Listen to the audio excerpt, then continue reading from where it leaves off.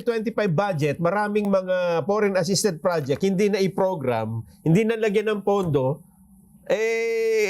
nasasayang kasi may budget, may penalty pala yan. Tama, oo. At na bumababa pa ang ating credibility dun sa mga counterpart nating na nasa ibang bansa. Baka naayos na yan ngayon, Sen, dito sa 2026 budget. Kaya tingnan mo sa bulang kristal mo kung naayos. Kaya ikaw nga kanina ko pa sinasabi. Ano Kasi sabi? ang foreign assisted projects kasi, Jen, Opo. dapat maglatag ka rin ng counterpart. Ayan, Totoo tama po po, yun, tama. O dito sa ating 2026 budget, nawala yung counterpart eh.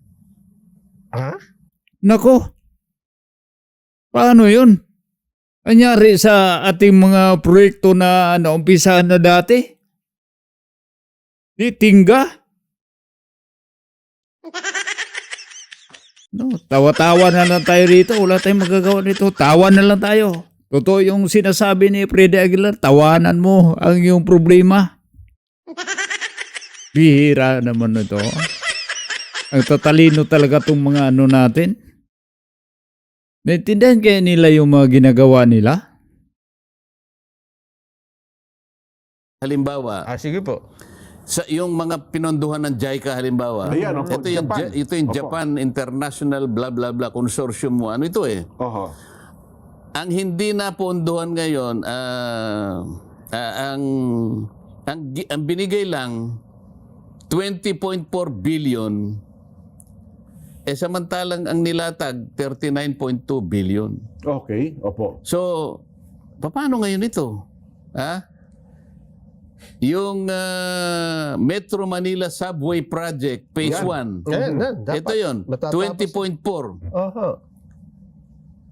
Samantalang ang nakalatag 39.2. 39.2. O di, binawasan, di ba? Opo. Yung North-South Commuter Railway System, Yan, matagal na rin yan. 57 billion ang nakaprogram dito. Ang nilatag sa Gaga, 28 billion. Halos kalahati ang nawala. Ano sasabihin sa'yo ng ano? Halimbawa, kayong dalawa ni Nelson. Opo. Teka muna, bakit ganito itong mga taong ito? Nakipagkontrata kayo sa atin, kami tutulong sa iyo para maayos ninyo ang inyong mga major infrastructure facilities. Opo. Ito talaga ipakikinabangan ng bansa mo. Ba't yung counterpart, binawasan nyo na naman? Hindi ba yung usapan natin? May masasabi siya sa ngayon. Because you renege your international commitment. Madidelay pa yung project. Yan ang pangalawa. Opo. Pagkatapos, magbabayad ka pa na kung tawagin ay... Dito natin makikita dahil yung budget na yon ayon sa sinasabi dito din ako natuto, galing ito sa NEP eh. May programa ito sila eh, National Expenditure Program. Bakit hindi nila isinama? Alam naman natin na ito talagang pero mo sa isang bansa, ito talaga ang pinaka-vital na mga infrastructure, itong sinasabi na subway, itong mga railway. Pag may daan ka na bakal, ito ay nagsimbolo ng katatagan ng isang bansa. Bakal eh. Pag marami kang maipatayong bakal, ibig sabihin ang stability mo, matibay ka eh. Symbolize. Ito ang nagsisimbolo ng katibayan, nagsisimbolo ng katatagan. Pero anong ginawa nito? Alam mo natin mga kababayan, dito lang, kutob ko lang dito. Mas inuna nila yung nasa isip nila. Hindi nila inuna kung ano ang kapakanan ng buong Pilipinas. Sa totoo lang kami sa taga-probinsya, ako taga-probinsya man ako, wala akong pakialam dyan kung magkaroon kayo ng train dyan, magkaroon kayo ng subway dyan. Wala kami pakialam sa probinsya kung tutuusin lang. Pero bilang isang Pilipino, nakikisimpatya kami dahil kahit wala kami, malayo kami doon sa Kamaynilaan, yung kung anong mga malalaki mga infrastruktura ninyo dyan. Pero proud kami dahil nasa Pilipinas bilang isang Pilipino. Tatak Pilipino din yon kahit hindi namin matamasa yon. Kahit sabihin lang natin, kahit mga kamag-anak lang namin makapunta doon, o mga kaibigan. Yun lang. Damdamin namin bawat isang Pilipino. Sana maramdaman ito nitong mga politiko natin, no? Bakit hindi nila binigyan ng prioridad ang mga bagay noon para matapos? Para magkaroon ng, kung baga sabihin natin, magkaroon na tayo ng usad. Magkaroon na tayo, kung baga, level up. Pero ang nangyari, instead na paangat ka, pababa.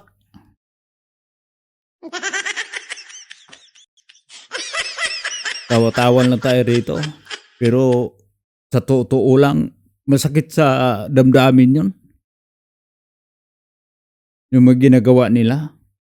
Kaya ito mambabatas to si Senator Marcolita. Napailing-iling na lang to. Wala na magagawa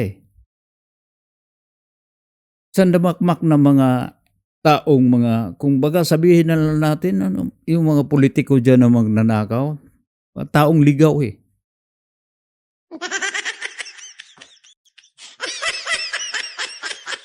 Yung mga taong, sabihin ko na lang dito masakit naman, yung mga taong mga buwisit.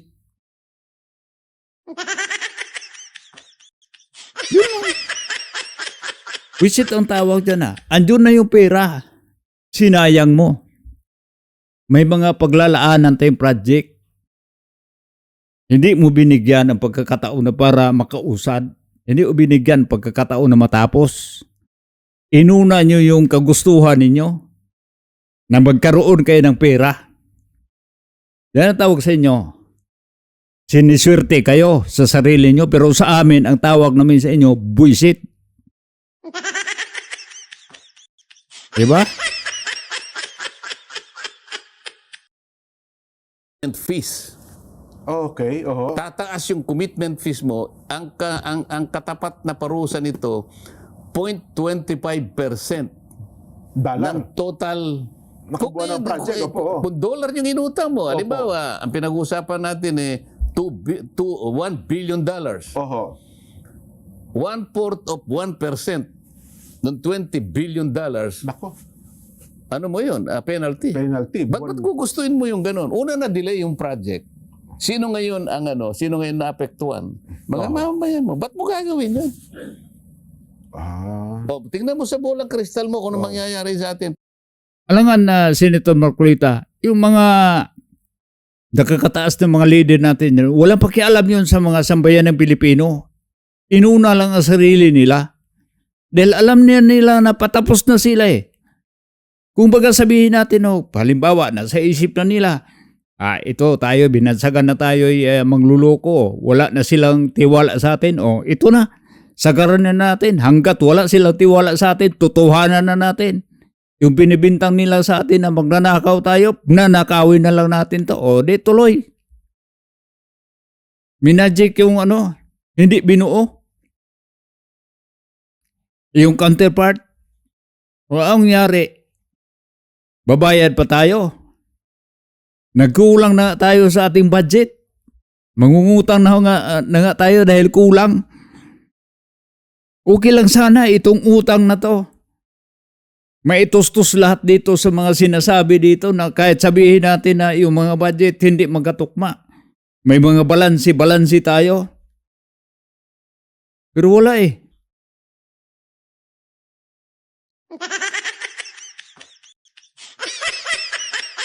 Yun ba sinasabi nila na napakagaling ni Marcos? Yun bang sinasabi nila na napakagaling ni Ralph Ricto? Yun ba ang sinasabi ni Tito Soto na pinakamalinis sa lahat na budget sa buong kasaysayan ng Pilipinas? Kahit anong dila pa ninyo dyan na mga amoyong dyan sa paligid ni PBBM, hindi mo na kami mabula. Ito May mga bulang kristal na sila dito, tinitingnan nila dito ni mga kasama dito nila sa Ni 25 nila ni Senator Marcolita. Bulang kristal at kawa na yung ginagamit nila. Parang hindi na umubra yung CCTV eh. Parang bumalik na lang sila sa dati para hindi kayo mahagilap eh. Walang makita eh. Yung tawag sa amin sa Tagulilong. Hindi makita, kaya nga ang ginagawa nilang dito bulang kristal at saka kawa na lang yung ginagamit nila dito para kayo mahulaan, para mahuli namin kung anong nasa isip ninyo dyan. Nagbabakasakali na lang tong mama nito eh. Kahit anong gawin niya, kahit anong ginagawa niya, anong sipag niya, talo pa rin siya din sa mga amuyong, mga magnanakaw, mga buisit.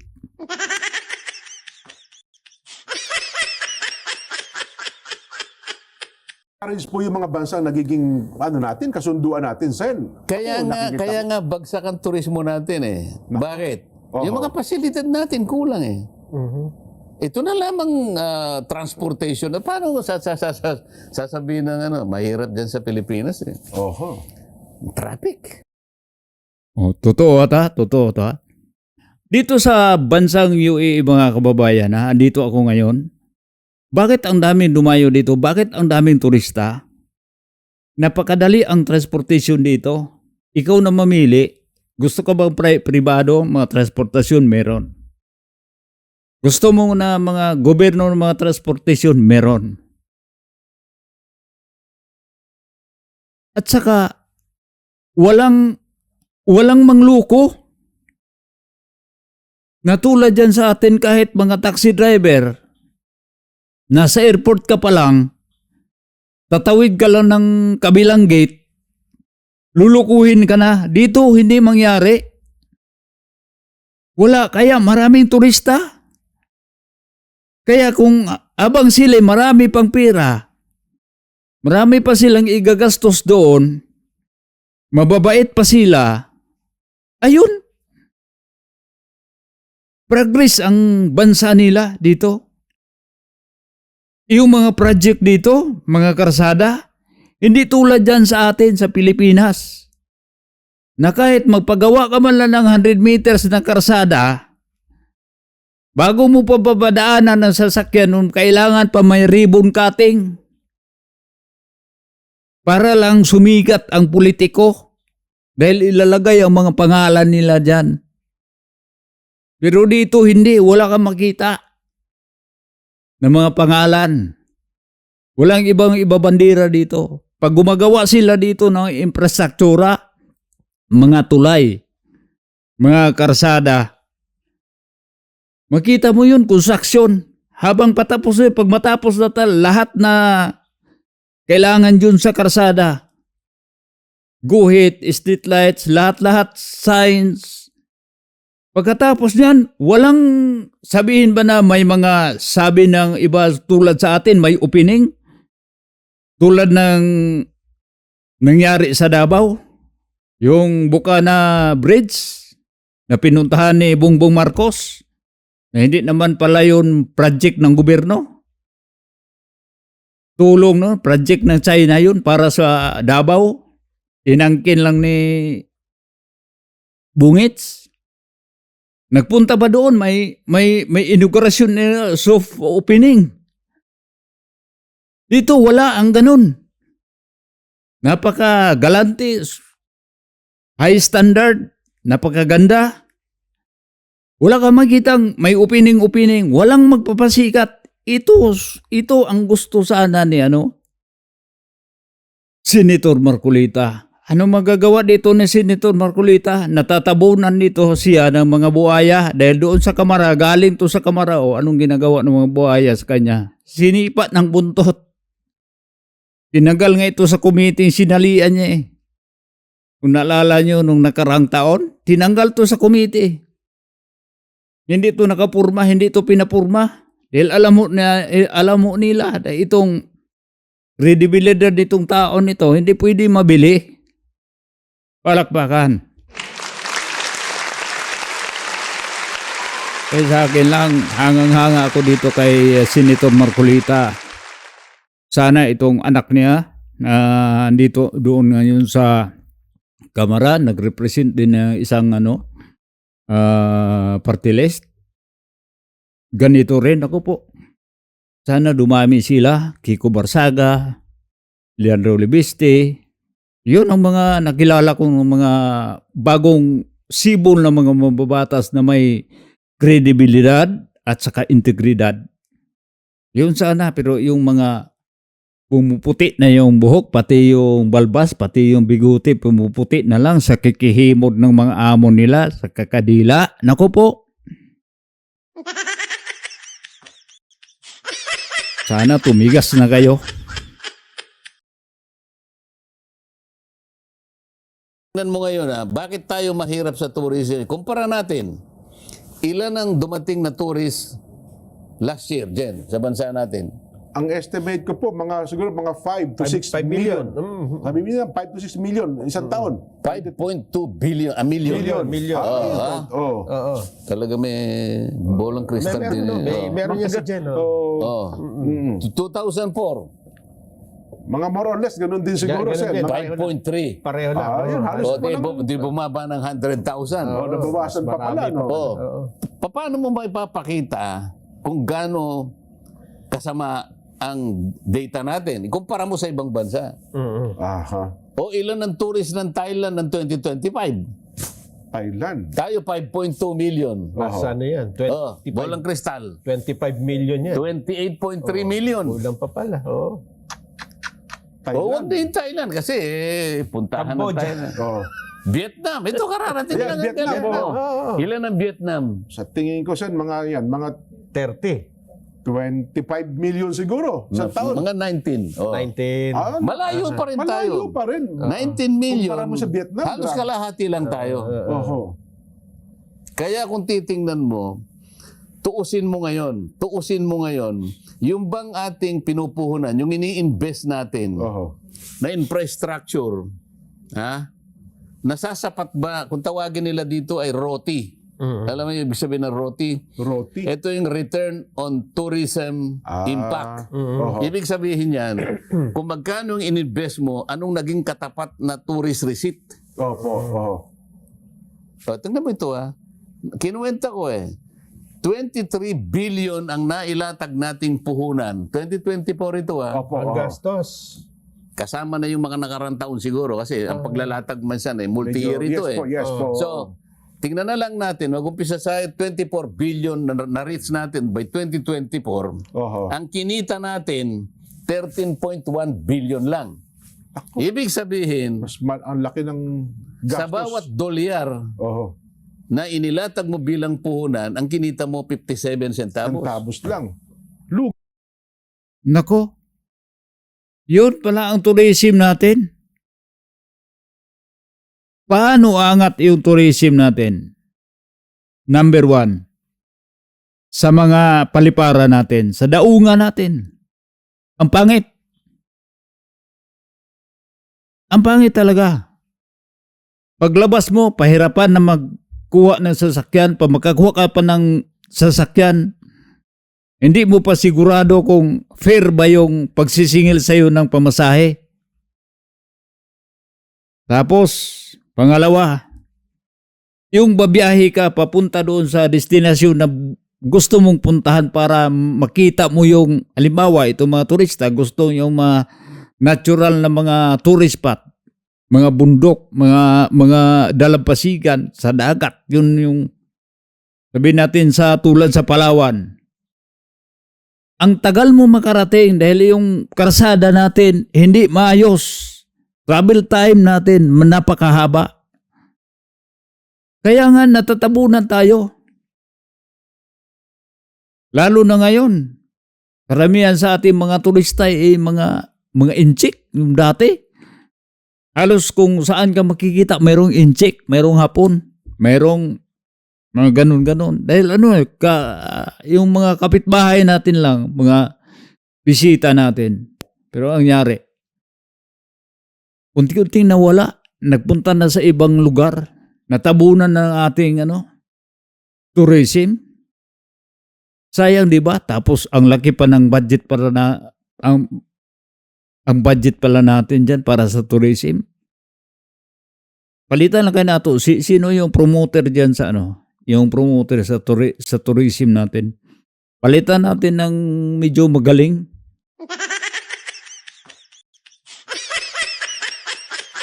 Parang Bisaya ata yon, yung nasa tourism. Sano ko yun eh. Cebuano yun eh. Cebuana yun eh. Oy, alis ka muna dyan, manang. Palitan ng bago. Parang dalawa lang yun. Luma yung strategy o nabubullshit na sa'yo. Ay, nako. Ay, nako, bansang Pilipinas. Anong nangyari sa atin? Lahat naman tayo nagsisikap, pero bakit ang naghihimas sa'yo dyan yung mga bullshit? Ito lang tawag ko talaga dito. Ito mga politiko natin, ang tawag ko sa kanila, ang tawag nila sa sarili nila ay siniswerte sila. Pero ang tawag namin sa inyo, kayo nagiging bullshit sa buhay namin ng mga Pilipino. Bakit po? Na nagiging bullshit kayo? Sinayang nyo yung pera ng Pilipinas? Yung tawag doon na ano, yung habang kumakain ka, dati, maliit pa kami, tapos marami yung tira sa pinggan mo. Sabi ng mama, oy, busin mo yun. Bullshit ka eh. Di ba? Pagod at pawis yung pinuhunan ng tatay nyo para lang tayo makaano ng pagkain dito. Tapos sinasaya nyo, huwag kayong mag-bullshit-bullshit. Oh. Yun ang natatandaan mo na pangalan, bansag ng isang taong nagsayang ng pagkain, nagsayang ng pera, nagsayang ng oras. Yung oras na nagtatrabaho ka, nakaupo ka lang, nakahiga ka lang na wala kang ginagawa. Ang tawag sa magulang ko dyan, maliban sa tamad, tatawagan ka talagang bullshit. Pero mo, wala ka pang pakinabang, nagsayang ka pa. Sabihin namin na masaya kami sa inyo. Sinuswerte lang kayo dahil kayo andyan, pero bullshit kayo para sa amin.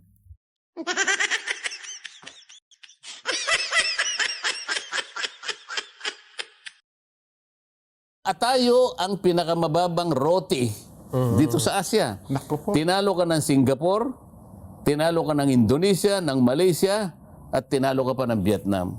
Ngayon, tingnan mo, Nelson, sa bolang kristal mo kung kailan tayo tatalunin ng Myanmar, Cambodia. ng Cambodia, at saka Timor-Leste. Timor-Leste. Yung Cambodia, alam ko, itong taon na ito eh. Talo na tayo kasi dikit lang tayo Dikit sa lang. Ang ganun ba? Oo, halos 5 million din ang turista. Wala naman halos Kaya ko nang tingnan yung bolang kristal mo. Talaga sasakit ang loob ko talaga. Ayan o. Cambodia, 4.75 Ay, lang. malapit lang.